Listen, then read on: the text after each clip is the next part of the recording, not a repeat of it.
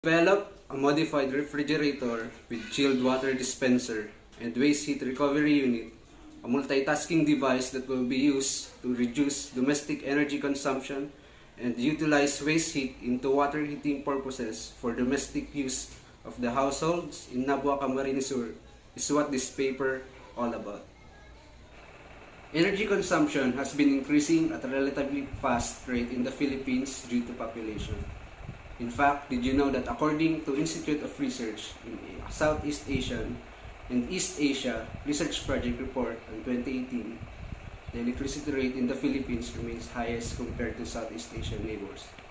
Also, the Institute of Energy Economics Japan 2018 forecast that the average growth in the electricity demand in the Philippines from 2015 to 2030 will be 5.7% compared to ASEAN countries with the same economic status for the same period. The impact of the changes in electricity prices is an important consideration, especially for the low-income households. What makes up the largest share of our electric bills is our household appliances. One example is the refrigeration systems, which have become an integral part of every household, typically making up 13.7% of a home's energy usage according to the United States Department of Energy. Thus, electricity consumption is one among such parameters that needs to be monitored. There is two parts to this system working on a vapor compression cycle. On one hand, it extracts heat and creates cooling effect, while on the other, it dumps out this heat through condenser into the surrounding, which goes as waste. These are some examples of conventional household refrigerator. Most of us frequently opening up the refrigerator door to retrieve a water causes heat to enter the unit. And the more heat trapped inside, the longer the compressor will work, the higher the operating cost will be. Acquiring a water dispensing refrigerator, especially for low-income households, is a challenging issue as cost and demand of electricity in the States as well as this device cost were constantly rising. On the other hand, waste heat from condenser could be utilized for purpose of water heating. Domestic energy consumption can be reduced without sacrificing comfort by employing energy-saving methods. To provide better option for the low-income households, this paper proposes a modified refrigerator with chilled water dispenser and waste heat recovery unit that is using a single common compressor and R134A refrigerant to help the consumer keep pace with the ever-rising demand and price of electricity in the country, save money, space, as well as support energy conservation and environmental management. Here's Michael Espanto to further explain the chapter 1. Statement of the problem. The goal of this study is to develop a modified refrigerator with chilled water dispenser in WHRU. So basically, it is a ref with chilled water dispenser in WHRU. So what is WHRU? It stands for Waste Heat Recovery Unit that includes water tank mounted around with the condenser of the refrigerator. So the heat of the condenser tube will be absorbed by the water in the tank that gives a free hot water. Specifically, this study aims to answer the following questions. What is the design of modified refrigerator integrated with chilled water dispenser in WHRU? By the way, these questions will be answered in the further discussion of our research. Number 2. How effective is the device compared to conventional refrigerator in terms of safety and maintainability? Number 3. Is the device more energy efficient in terms of COP than the conventional refrigerator? By the way, the COP stands for coefficient of performance. Assumption of the study. The study is premised on the following assumptions that: Number 1. The device can be designed to integrate chilled water dispenser and WHRU into a single unit using a single common compressor and R134A refrigerant. Number 2. The device can be designed to be economical, safe, and easy to maintain. Number 3, the device is more energy efficient in terms of COP than conventional refrigerator. Significance of the study. Due to increasing demands of electricity, it is crucial to figure out ways to utilize it. This study is significant to conduct in order to support energy conservation in the States as well as provide convenient device for a low cost. The output of the study is beneficial to the following. First, community households. The higher the electricity consumption of the device, the higher the expenses will be. This study will provide a better option for the customers or consumers to acquire a device that offers not only convenience and effective but energy and cost efficient as well. Students. This study will help the students broaden their knowledge about how refrigerant works. This study will also inspire students to figure out ways to utilize energy as well as support the global environment. The researchers. The development of this device allows the students to explore possibilities. This will further inspire the research to be creative and resourceful enough to produce quality and functional device and services ready for the market. And it is also significant in engineers and technologies. This study can be used by engineers and technologists as a guide in inventing or innovating devices for similar applications. Other researchers. This study will provide fundamental information for the other researchers conducting similar studies. It will give them insights for improvement and innovation for the further researches of their studies as well. Industries. This study can be improved and be mass-produced by the industrial manufacturer, potentially creating more employment. And also in domestic refrigeration and air conditioning technician, also known as DOMRACs. This research will aid them exploring new ideas and becoming more creative in their future work or ventures. Here we go in scope and delimitation. This study focuses on the design and construction of the proposed modified refrigerator integrated with chilled water dispenser and WHRU that will provide better options for households, offices, kitchens, and enterprises in Nambo Camarines Sur to acquire a device that offers not only convenience but energy and cost efficient as well. The study will only be delimited to domestic refrigerator, especially a manual defrost type using a standard vapor compression system. So this study will be conducted for the purpose of keeping pace with the ever-rising demand and price of electricity in the country and promotes energy conservation in our industry. Thank you. Definition of terms. Refrigerator is a cooling appliance that consists of thermally insulated compartment and a mechanism that transfers heat from the compartment to the outside environment. Cooling the contents of temperature lower than the ambient refrigerators are widely used to store foods that spoil at room temperature. Number 2. Coefficient of performance or COP of the heat pump.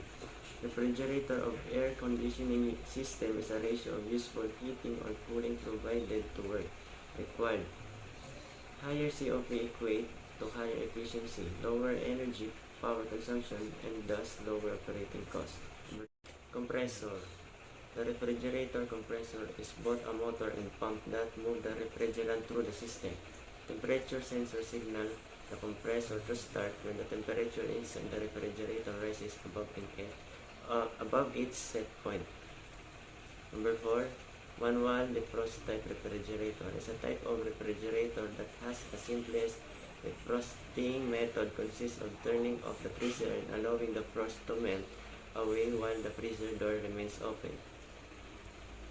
Now let me call Jana Alisa Pardinas for further explain. Now, let us proceed to the Chapter 2 that shows the theoretical and conceptual frameworks. The sections that are included in this chapter are the following. First, the review related literature and studies. In this section, present the associated literature in the topical format that was used to create a unique study and gain a deeper understanding of the subject. And we, as a researcher, we conducted 10 research studies through a instructional material, particularly about the development of refrigerator and testing the performance analysis on air conditioner, chilled water dispenser system, fabrication and analysis of refrigerator and water dispenser system using air conditioner, and so many more. Second is the synthesis of the state of the art. According to the examined review literature and studies, no research has been done on the construction of a refrigerator with chilled water dispenser that contains a waste heat recovery unit for the purpose of water heating for houses in Nabo, Camarines Sur. Next is now what you see is the theoretical paradigm, showing the parts of the laws and theories, which are the theory of energy conservation, the second law of thermodynamics, and the principle of vapor compression refrigeration system, which is the VCRS. Lastly, in this chapter is the conceptual frameworks, which it is the visual representation of the procedures or processes that were used to develop the model. It is represented in a chronological order to identify the tasks to be completed in the model's preparation and constructions. Now let's proceed to Chapter 3, Research Methodology. This section shows the procedure, materials, and the research design that will be employed in the study. Those data will be evaluated with the help of tables, and chart will be recorded every 5 minutes in 1 hour duration time. Here we'll use a descriptive method of research in satisfying the data to be collected.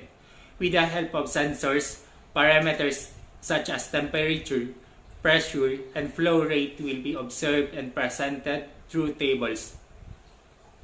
This data will be used in calculating the dimensions of new water-cooled condenser and to interpret the result obtained from the test conducted on the system. Research procedure. The procedures that will be observed by the researcher on making the refrigerator with chilled water dispenser and WHRU are the following. The first one is planning. This phase is where the researcher will review the course description and course syllabus of the subject based on the minimum requirement set by the CMO number 97 CHED 2017 policies, standard and guidelines. Moreover, the researcher will also gather information and necessary data that will be used in development of the recent study. The second one is the designing the device. In this phase, the researcher will design the research project based on the data gathered and instrumental materials. Also, the researcher will interpret and visualize the design of the project device using AutoCAD software and schematic diagram application. The third one is the construction and fabrication. In these phases, the construction of the system will be conducted.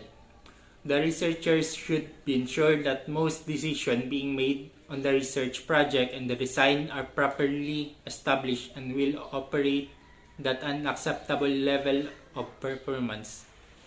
And lastly, the testing and evaluation. In this last phase, the researchers will conduct tests and carry out investigation upon testing duration. Moreover, evaluation of the result will be presented by the help of charts and tables. The researchers will prepare the following materials. First, domestic refrigerator, plastic gallon, 70-18 welding rod, copper tube, searchable hose, faucet, straight styrofoam insulator, rubber gaskets, refrigerant R134A, nitrogen gas, copper welding alloy brazing rod, pressure gauge, temperature sensor, flow meter, map gas, steel angle bar, Teflon, water pipe, spray paint, rubber cap, GI steel sheet, wooden plywood, cotton disc, drill bit, electrical copper wire. This part shows the interpreted visualized design of the device through the use of AutoCAD software in the schematic diagram application. You can see here isometric view, top view, front view, right side view. In this figure is about the basic parts of the device. Our first refrigerator unit, a built-in water source coming from a water gallon, WHRU, and a water outlets. This is the water line. This is the evaporator, chilled water tank, evaporator coil, refrigerator cabin, water gallon, chilled water tap, refrigerator door. In this figure is schematic arrangement of waste heat recovery unit. And this is the outer tank, hot water tank, water cold condenser, water outlet. This figure is wiring diagram of the refrigerator with chilled water dispenser.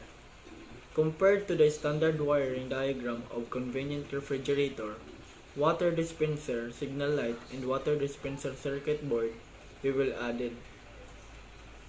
Here's how we will make chilled water dispenser system. A water source from a water gallon is fixed outside the cabin at the top of the refrigerator. The water flows from the water source to the chilled water tank located below to the evaporator through 10 mm copper pipeline. The refrigerant flowing from the evaporator outlet is made to flow through the pipeline wound around the chilled water tank. Hence, the water inside the chilled water tank is cold by the refrigerant flowing through the pipeline. The cool water from the water tank is taken out from the outside of the refrigerator door by using flexible pipe between the accumulator outlet and tap, which is arranged outside the refrigerator door. And here's how we will make the waste heat recovery unit. Making the recovery unit system. The original air-cooled condenser of the chosen unit will be removed and replaced by a water-cooled condenser.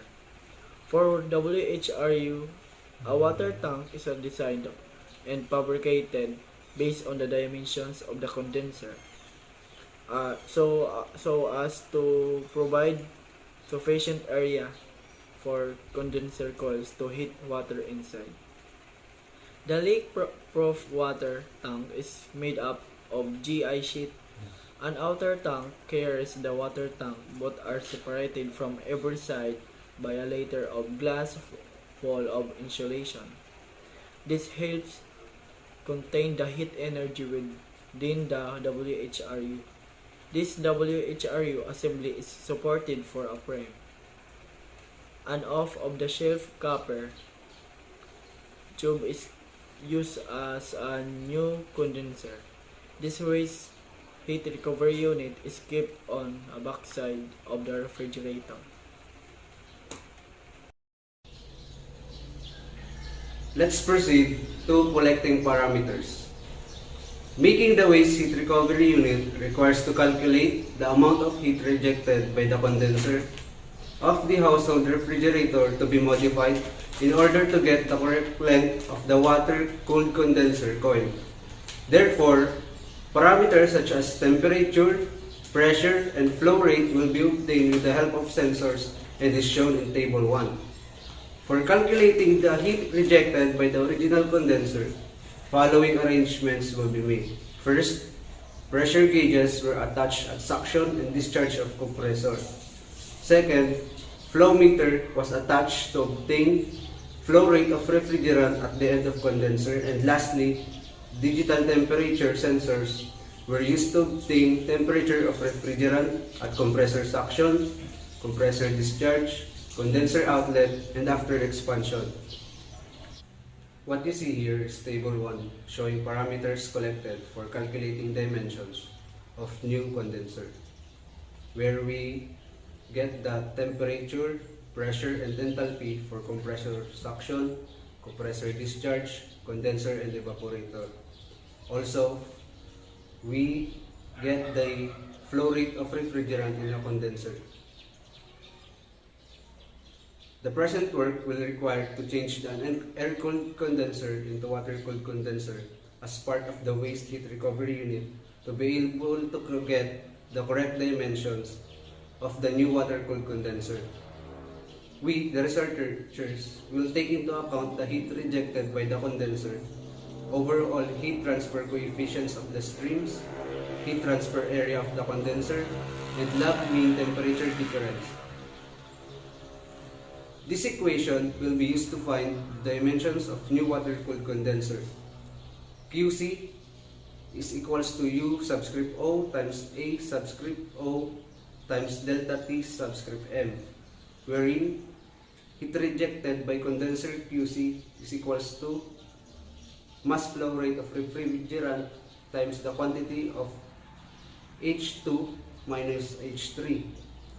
Second, overall heat transfer coefficient U subscript O is equals to 1 all over the quantity of A, O or outer area all over the coefficient of convective heat transfer for inner surface plus the inner area of the refrigerator plus the quantity of the fouling factor times the heat transfer area of the condenser over the inner area of the refrigerator plus the fouling factor of the refrigerator plus the quantity of heat transfer area of the condenser times the natural logarithmic of outer radius and inner radius of all over 2 pi kl plus the fouling factor of the water plus 1 over the coefficient convective heat transfer for outer surface. Third, heat transfer area of the condenser A subscript O is equals to 2 pi outer radius times the length. Log mean temperature difference LMTD delta T subscript M is equals to the delta T1 minus delta T2 all over the natural logarithmic of delta T1 over delta T2. Here's the general equation. So let's proceed to the system reprocess. After closing the refrigerant passage of the system, the following process will be conducted by the researchers. First, flushing the system, where we will charge nitrogen gas to blow off impurities and clog in the system. Second, vacuuming the system, where we use vacuum pump and gauge manifold to remove the air in the system. Third and the last one is charging of refrigerant, where we will charge corresponding amount of R134A refrigerant. What you see here is the refrigerator with chilled water system and WHRU setup.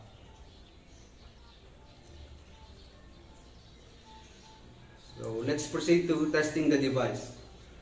The researchers will conduct leak testing to detect leaks in the system. First, by means of soap bubbles. Second, and by means of electronic leak detection device. If the system have passed the leak test, the researchers will now conduct electrical circuit connection testing by using multimeter. In observation, the researchers will conduct observation for 1 hour and jot down temperature and pressure readings with the help of temperature and pressure gauges at each section, compressor, condenser, and evaporator. Data that will be gathered will be presented through following tables. Table 3, temperature on refrigerator, cold water tank, and hot water tank as per time. As you can see, every 300 seconds, we will record the initial temperature and final temperature in refrigerator, in cold water tank, and in hot water tank. The various thermodynamic properties at state points of the modified domestic refrigerator are stated in the tables below. Table 4, temperature and pressure values at state points 1 to 4. In Table 5, enthalpy values at state points 1 to 4 from pressure enthalpy chart for R134A. Results and discussion. Here's the calculation performance parameters that we will be used. First, the net refrigerating effect, which is equals to H1 minus H4 in kilojoules per kilogram. Second, mass flow rate to obtain TR in kilogram per minute. Third, work of compression is equals to H2 minus H1 in kilojoules per kilogram. Fourth, next, heat equivalent of work of compression per TR. Next one, theoretical power for compressor in kilowatts. Coefficient of performance, H1 minus H4 over H2 minus H1. Next, heat to be rejected in condenser, H2 minus H3 equal in kilojoules per kilogram. Next, heat rejection per TR in kilojoules per minute. And last, compression pressure ratio, which is equals to discharge pressure over suction pressure. What you see here is the results obtained from tests conducted on the system. Wherein we will record the initial and final temperature in the refrigerator, freezer, initial and final temperature, and also the time requirement for the cold water temperature, also for hot water temperature, mass flow rate of the system, net refrigeration effect in kilojoules per kilogram, work in kilowatts, and at last COP, which means coefficient of performance. Expected output. For the refrigerator system, it is expected that the temperature inside the cabinet is not altered and the COP of the combined system remains same considering the modification that will be done. Second, for the chilled water dispenser system, it is expected that the coil carrying refrigerant from the evaporator will lower the temperature of the 1.5 liters of water down to 12 degrees Celsius within 20 to 30 minutes time frame.